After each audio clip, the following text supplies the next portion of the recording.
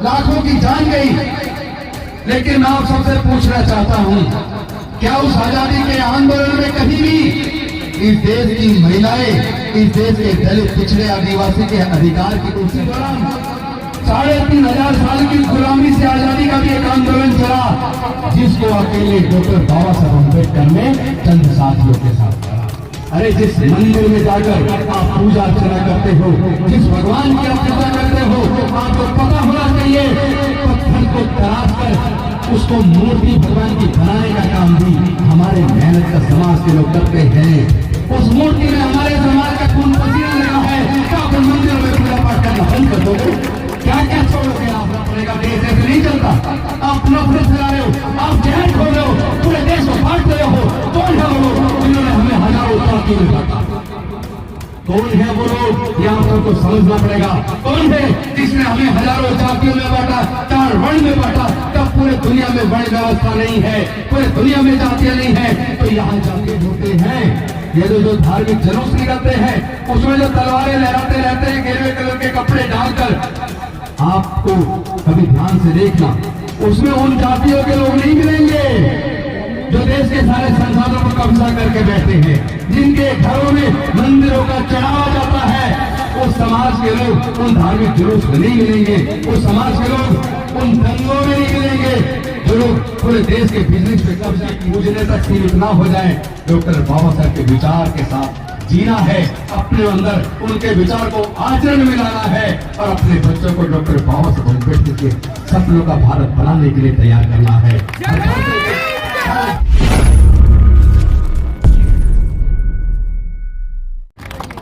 साथियों, सबसे पहले तो मैं आप सबको आज डॉक्टर बाबा साहब अम्बेडकर जी की जयंती पर और ज्योतिबा फुले जी की जयंती पर शुभकामनाएं देता हूं।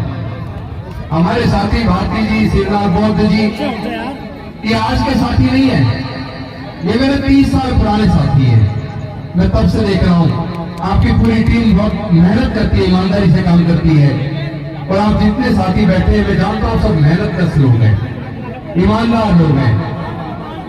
आप लोग मेहनत करके खाते हैं, लेकिन आज देश की सरकारें चाहती नहीं है कि आप मेहनत करके खाएं। देश की सरकारें चाहती है कि वो आपको 10-20 किलो राशन दे दे और आप अपना स्वाभिमान का जीवन छोड़कर उनके गुलाम बन जाए। 3,500 साल की गुलामी हमारे समाज के लोगों ने देखी है। कौन लोग हैं वो? तो कौन सी सामाजिक व्यवस्था है, कौन से वो धर्मशास्त्र हैं जिन्होंने हमारे लोगों को 3,500 साल तक पढ़ने लिखने से दूर रखा? कौन से वो धर्मशास्त्र हैं, कौन सी वो सामाजिक व्यवस्था है जिन्होंने 3,500 साल तक हमारे लोगों को सम्मान के जीवन से, मानवता के जीवन से वंचित रखा, संपत्ति से जीवन वंचित रखा? अगर हमने इस सच्चाई को नहीं जाना तो डॉक्टर बाबा साहब अम्बेडकर की कुर्बानी बेकार चल जाए। यह आजादी इतनी आसानी से नहीं मिली है, क्योंकि ये जो आजादी का आंदोलन चल रहा था, उस आजादी के आंदोलन में लाखों लोगों ने हिस्सा लिया। सैकड़ों अंतर्राष्ट्रीय ख्याति प्राप्त नेता थे। उस आजादी के आंदोलन में खून भी बहा, लाखों की जान गई, लेकिन मैं आप सबसे पूछना चाहता हूं, क्या उस आजादी के आंदोलन में कहीं भी इस देश की महिलाएं, इस देश के दलित पिछड़े आदिवासी के अधिकार की कोई चर्चा है? आपको कोई चर्चा नहीं मिलेगी। लेकिन दूसरी तरफ एक और आजादी की लड़ाई लड़ी गई। ये आजादी की लड़ाई केवल 200 साल की अंग्रेजों की गुलामी से आजादी की लड़ाई थी, जिसमें लाखों लोगों ने हिस्सा लिया।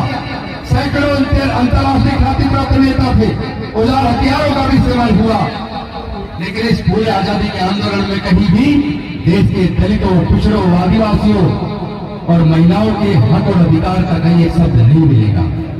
लेकिन इसी दौरान 3,500 साल की गुलामी से आजादी का भी एक आंदोलन चला, जिसको अकेले डॉक्टर बाबा साहब अम्बेडकर ने चंद साथियों के साथ करा। एक तरफ 200 साल की गुलामी से आजादी का आंदोलन है, अंग्रेजों की गुलामी से आजाद होकर काले अंग्रेजों के हाथ में सत्ता आ जाए और दलित पिछड़ा आदिवासी महिला वैसी गुलाम बनी रहे। और दूसरी तरफ 3,500 साल की गुलामी तोड़कर देश के दलितों, पिछड़ों, आदिवासियों और महिलाओं की आजादी का आंदोलन अकेले डॉक्टर बाबा साहब अम्बेडकर ने चंद साथियों के साथ करा।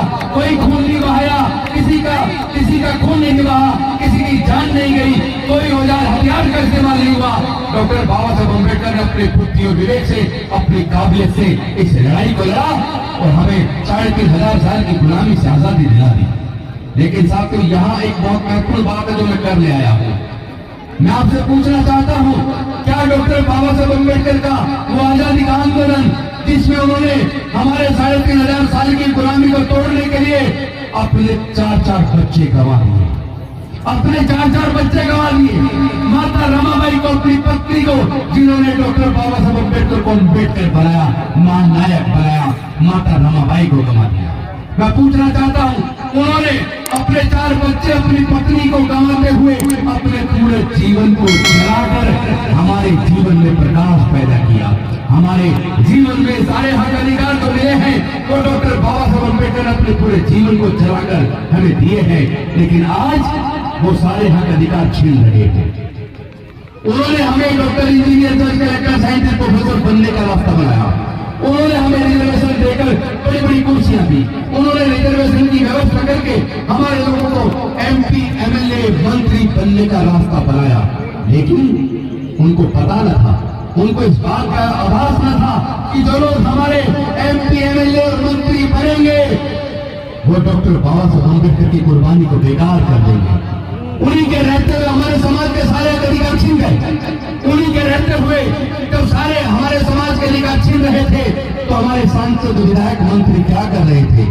वो गूंगे बहरे बन के बैठ जाते हैं। हमारे भाइयों का कत्ल हो रहा है, बहनों की इज्जत टूटी जा रही है, हमारी झोपड़ियां जलाई जा रही है। कहते हैं भोजन माता के हाथ का खाना नहीं खाएंगे, ये दलित महिला ने बनाया है, दलित के हाथ का खाना नहीं खाएंगे।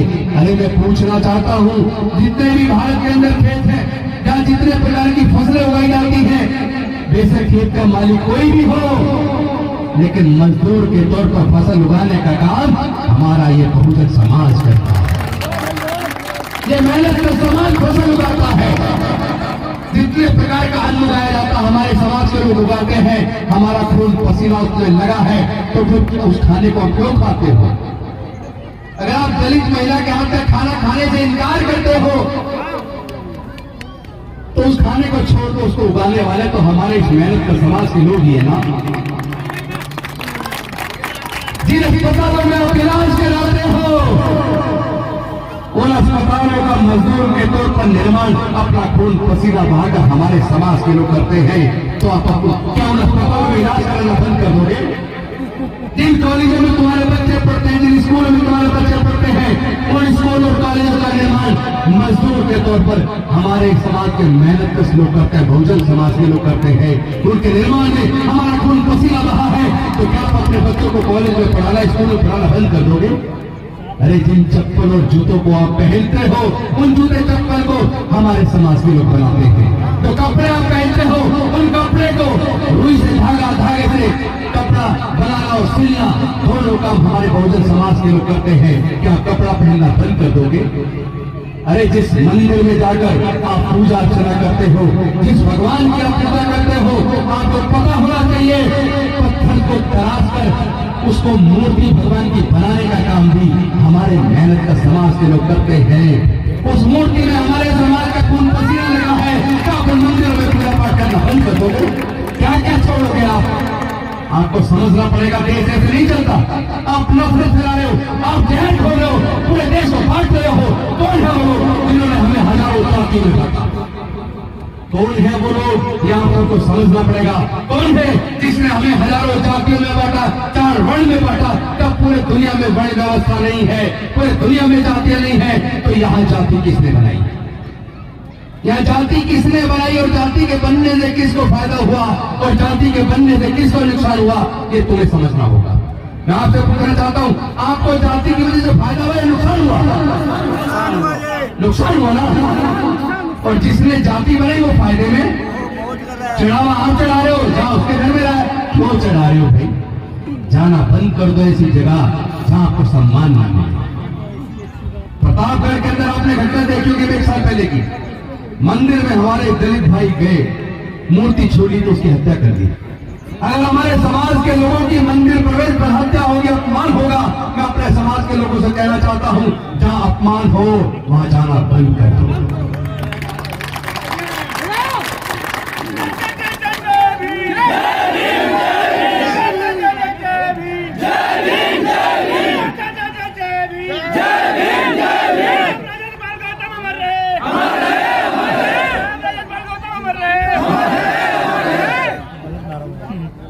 अभी अमर मत करो, अभी लड़ाई लड़नी है। अभी तो समाज की पूरी आजादी की लड़ाई लड़नी है। इस लड़ाई में अगर हमारी जान भी चली जाए तो कोई गम नहीं है। जो डॉक्टर बाबा साहब अम्बेडकर चाहते थे कि हमारे नेता कैसे होने चाहिए, जो समाज की आवाज बने, समाज की जो तकलीफ को मजबूरी के साथ संविधान सभा में उठाए, लेकिन हमारे नेताओं ने धोखा दिया। मैं आपको प्रॉमिस करता हूं, आपके साथ ये गद्दारी मैं होने नहीं दूंगा। इस लड़ाई को लड़ेंगे, इस लड़ाई को लड़ेंगे भी और जीतेंगे भी। हम हारने वाले लोग नहीं हैं, हम स्वाभिमानी लोग हैं। हम डॉक्टर बाबा साहब अम्बेडकर की संतान है, हम सम्राट अशोक की संतान है, हम संत गुरु रविदास की संतान है। हम लोग मेहनत कश लोग हैं, कमा के खाने वाले लोग हैं। हमें तुम्हारा 10-20 किलो अनाज नहीं चाहिए, हमें सम्मान और स्वाभिमान का जीवन चाहिए। हम अपनी बहन बेटी की इज्जत को लूटता हुआ नहीं देख सकते, हम अपने भाइयों का कत्ल होता नहीं देख सकते। आप हमारी झोपड़ियां जलाते हो, ये बंद कर दो, वरना एक सैलाब आएगा। डॉक्टर बाबा साहब अम्बेडकर को मानने वाले लोग खड़े हो गए, तुम समझ नहीं पाओगे।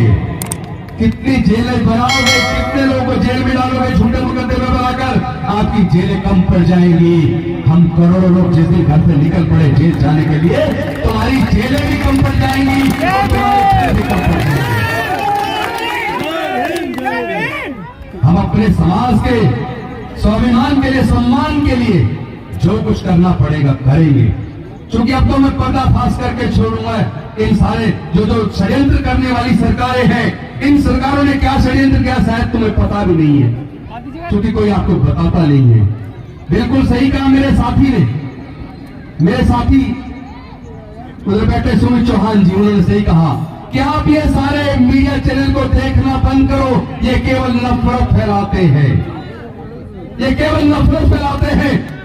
ये भारत से इनको प्यार नहीं है, ये गद्दार लोग हैं, ये देश को तोड़ने की साजिश में शामिल हैं। ये वही लोग हैं जो पुलवामा की घटना का जो उजागर किया है सच, वहां के उस वक्त के राज्यपाल सत्यपाल मलिक जी ने इन मीडिया चैनल की हिम्मत नहीं हो रही उसके ऊपर चर्चा कर ले। अरे एक अतीक के साथ जो हुआ, यानी कानून की सुरक्षा में ही लोगों को मरवा दिया। अरे गुंडे कोई हो ना हो, माफिया हो तो सरकार सजा देना, कोर्ट किस लिए है, किस लिए कोर्ट? अगर सब लोग गोला हथियार उठा लेंगे, ऐसे मारने लग जाएंगे, तो फिर देश बचेगा क्या? फिर कानून व्यवस्था बचेगी क्या? फिर कोर्ट कचहरी की जरूरत है क्या? उस पर चर्चा सारे टीवी चैनल पे चर्चा करवा रहे हैं। लेकिन पुलवामा का जो खुलासा किया, जो 40 हमारे जवान मारे गए, 300 किलो आरडीएक्स लेकर एक गाड़ी घूमती रही और वहां जाकर टकरा के हमारे सैनिकों को मार दिया।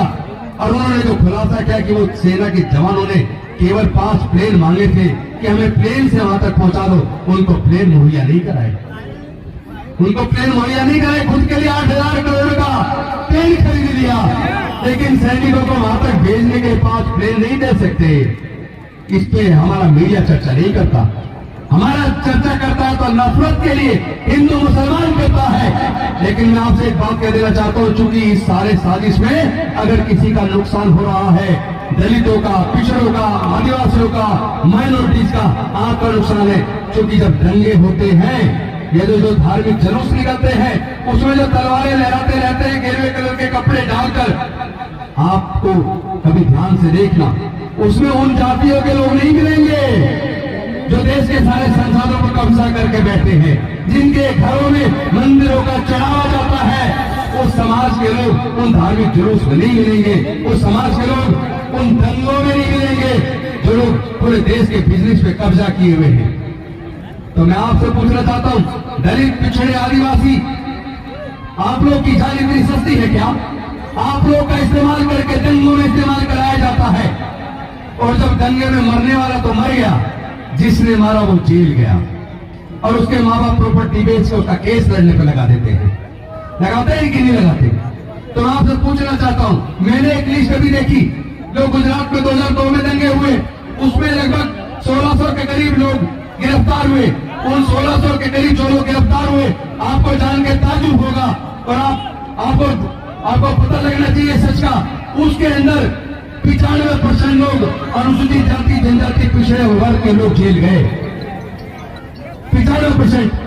भाई इधर कोई क्या कर रहा है उसकी तरफ ध्यान देने की आपको जरूरत नहीं है। वो दारू पी के दारू पे ध्यान दोगे तो आप असली चीज से बैठ जाओगे।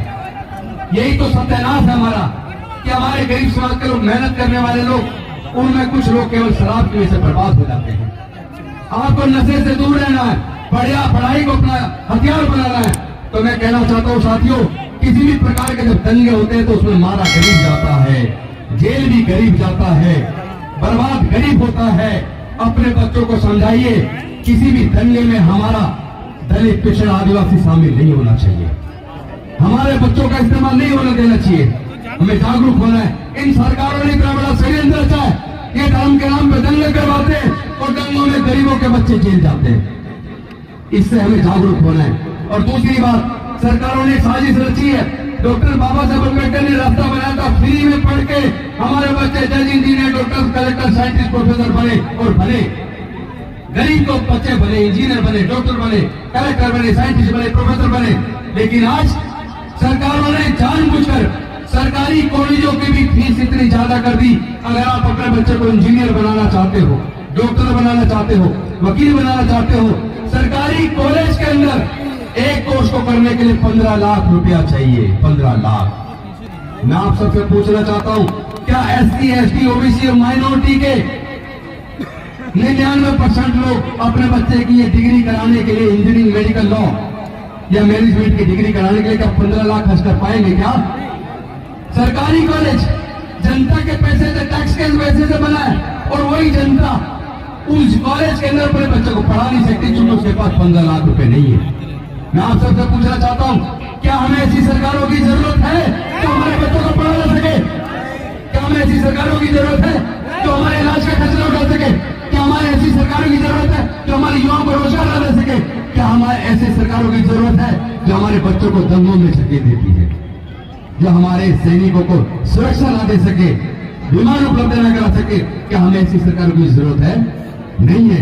तो साथियों, मैं आपसे कहना चाहता हूं, फिर से एक आजादी की लड़ाई की जरूरत है जो डॉक्टर बाबा साहब अम्बेडकर हमें देकर गए थे। पढ़ाई महंगी करके पढ़ाई छीन ली, और जो नौकरियां मिल जाया करती थी और ठेकेदारी प्रथा को दे दी। और ठेकेदारी प्रथा में गरीबों का शोषण होता है, आधी तनख्वाह ठेकेदार खा जाता है, जो पूरी पैसे मांगता है उसको नौकरी से निकाल देता है। आउटसोर्स करके हमारा बेड़ा करेक्ट कर दिया, हमारी नौकरियां भी छीन ली और महंगी पढ़ाई करके हमारी पढ़ाई भी छीन ली। तो जो थोड़े बहुत बच्चे हमारे गांव से निकल के जज, engineer, doctor, collector, scientist, professor बने थे, अब वो रास्ता भी उन्होंने बंद कर दिया। अब हमारे बच्चे बड़े बड़े अफसर नहीं बन पाएंगे क्योंकि पढ़ाई इतनी महंगी कर दी कि आप पढ़ ना पाए। और सरकारी जितनी नौकरियां थी उनको प्राइवेट हाथों में ठेकेदारी को दे दिया। और जो बड़े अफसर डायरेक्ट लेटरल एंट्री से हो रहे हैं उसमें रिजर्वेशन नहीं है। तो हमारे बच्चों का भविष्य अंधकार में डालने वाली सरकारों को आपको माफ नहीं करना है।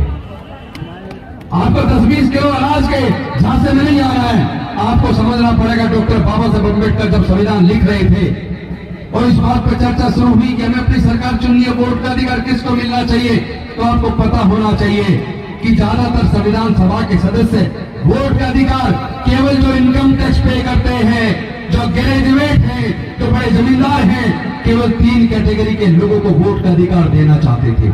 लेकिन डॉक्टर बाबा साहब अम्बेडकर ने सोचा कि इन्होंने जो सामाजिक व्यवस्था ऐसी बनाई, जातियों में बांटकर, वर्ण व्यवस्था में बांटकर ऐसी व्यवस्था बनाई कि हमारे लोगों को न पढ़ने का अधिकार था, न व्यापार का अधिकार था, न संपत्ति का अधिकार था।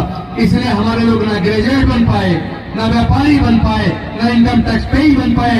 इसका मतलब ये दलितों को, पिछड़ों को, आदिवासियों को, महिलाओं को वोट का अधिकार देना नहीं चाहते। लेकिन डॉक्टर बाबा साहब अम्बेडकर संविधान सभा के सामने अड़ गए और अपने बुद्धि विवेक से, अपनी काबिलियत से उन्होंने कहा कि भारत में वोट का अधिकार सभी को मिलेगा, चाहे कोई गरीब हो, चाहे अमीर हो, मजदूर हो या किसान हो, औरत हो या आदमी हो, सबको one man one vote one value, सबकी वोट की कीमत बराबर होगी। इसीलिए माननीय कांसीराम साहब कहते थे जिसकी जितनी संख्या भारी उतनी उसकी हिस्सेदारी, क्योंकि वो वोट की कीमत जानते थे और समाज को वोट की कीमत का एहसास कराना चाहते थे। लेकिन हमारे समाज के लोग बाबा साहेब की उस कुर्बानी को और माननीय कांसीराम साहब को उस बात को भूल गए कि ये वोट ही है जो सरकारों को चुनती है। लेकिन हमारे लोग शराब की बोतल में 1000-2000 रुपए में 10-20 किलो अनाज में अपनी वोट बेच देते हैं और भूल जाते हैं वो नेता जिन पूंजीपतियों के पैसे से आपकी वोट खरीदते हैं, उन्हीं पूंजीपतियों के हाथों आपके बच्चों के भविष्य को बेच देते हैं, पूरे देश को बेच देते हैं, उनके सपनों को बेच देते हैं। इसलिए अपनी वोट की कीमत को पहचानना होगा, अपनी वोट की कीमत को पहचानना होगा। अब हम अपनी वोट को शराब की बोतल में 1000-2000 रुपए में 10-20 किलो अनाज में नहीं बेचेंगे। और जिन सरकारों ने हमारे बच्चों से शिक्षा महंगी करके शिक्षा छीन ली है, ठेकेदारी पर हमें सारी नौकरियां देकर हमारे बच्चों से नौकरियां छीन ली है, हमारे मजदूरों से उनके बच्चों के मुंह से उनके निवाले छीन लिए हैं, ऐसी सरकारों को, पॉलिटिकल पार्टियों को भी अब जवाब देने का समय आ गया है और वो जवाब हम देंगे। हमें पता है मरना एक दिन पक्का है, कोई अजर अमर नहीं, सबको मरना है, तो मरना तो हमें भी है, पर ऐसे ही नहीं मरेंगे। अपने समाज के, अपने बच्चों के भविष्य का, इनके हक अधिकार की लड़ाई को अंजाम तक पहुंचाए बिना हम मरने वाले भी नहीं है। हम लड़ेंगे, हम जीतेंगे। जय जय जय जय जय भीम, जय जय जय जय जय भीम, जय जय जय जय जय भीम। बहुत बहुत धन्यवाद। आप सब लोगों ने इतना प्यार और सम्मान दिया, सम्मान के साथ मुझे सुना, लेकिन मैं निवेदन करूंगा ये केवल भाषण तक सीमित ना हो जाए। आपको डॉक्टर बाबा साहेब अम्बेडकर को केवल मूर्ति पूजने तक सीमित ना हो जाए। डॉक्टर बाबा साहेब के विचार के साथ जीना है, अपने अंदर उनके विचार को आचरण में लाना है और अपने बच्चों को डॉक्टर बाबा साहेब अम्बेडकर के सपनों का भारत बनाने के लिए तैयार करना है। हर गांव से एक मानव कांसीराम पैदा करना है। उसके बाद आपके बच्चों का भविष्य उज्जवल है। बहुत बहुत धन्यवाद। नमो बुद्धाय। जय भीम।